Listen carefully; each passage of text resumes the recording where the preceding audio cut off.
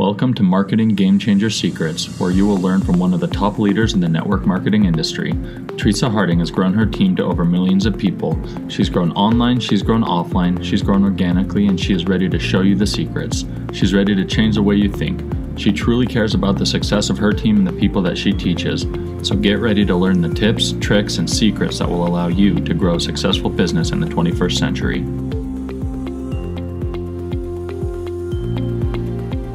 I'm Teresa Harding, and this is Marketing Game Changer Secrets.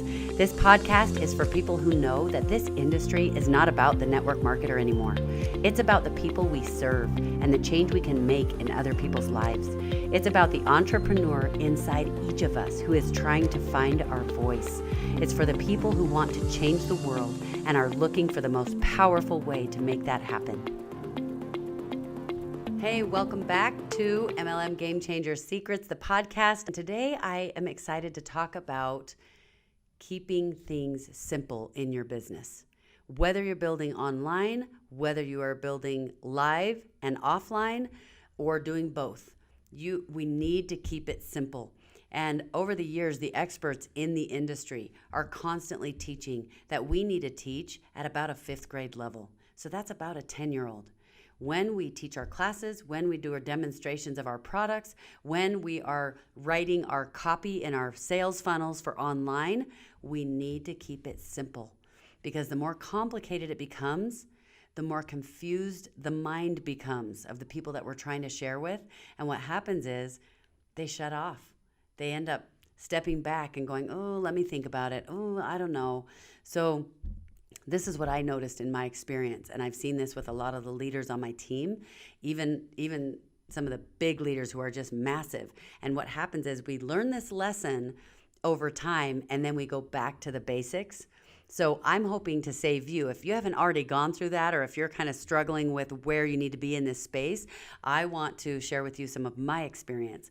So what happens is you fall in love with your product or your company. There's a reason that you started with the company that you're with, and it's a great experience, but ultimately you're having an epiphany. You have an epiphany that made you go, oh my goodness, I totally want to do this, or I want to use this product. But then what happens is as soon as you have that epiphany, you get excited and you start using the product or start building the business, you go on this journey.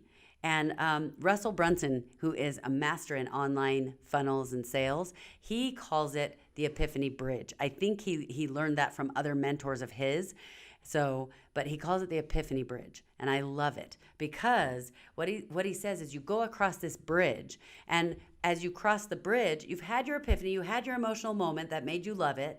Then you start geeking out on it. You start learning all about it, and you start learning the science behind it or why it works with your body the way that it does. You're learning all these crazy things about it, and you get super excited about what you're learning.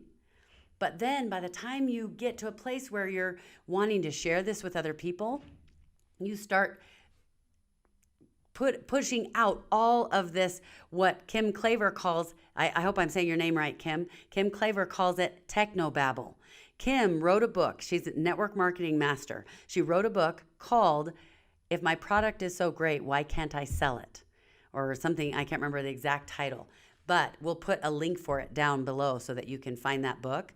But she talks about this epiphany bridge, and she calls what you do on the other side. She says, now everything we talk about is all the stuff we learned, all the logic about the product or about the company and why we joined it to build the business.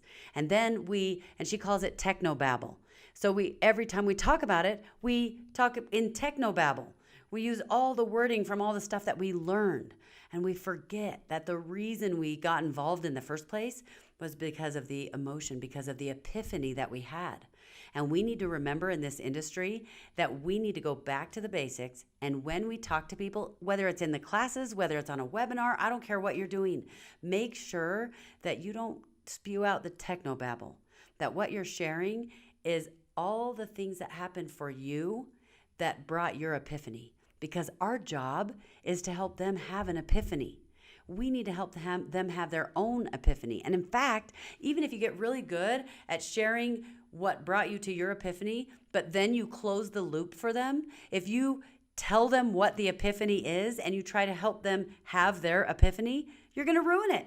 It'll ruin the whole thing. You need to let them have their own epiphany so that by the time you're done talking with them about it, they are thinking, oh my goodness, I need to use this product.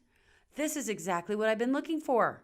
If when you're done talking to them, they're thinking, oh my goodness, that's interesting. And then you say to them, so this is the answer. You need to use this product, or this business is the way to go. If that's what you're doing, you've completely ruined it. You might be good at that first step, but when you get to the end, don't close the loop. Let them have their own epiphany. Let them have their aha moment that goes, you've helped create the emotion and you helped create a situation where they get to have their epiphany. So don't forget how important that is. Keep it simple, keep it to the basics, and don't, what we like to call in the industry, water hose. Don't water hose people and give them all the information that you found out after you fell in love with the product. So hopefully that helps. Practice that and start paying attention in your business and as you talk to people about what you're doing in your business, including with your new leaders. Pay attention to where you're doing that and force yourself to step back and stop. So good luck. Would love to hear how it goes, and I'll talk to you in the next episode.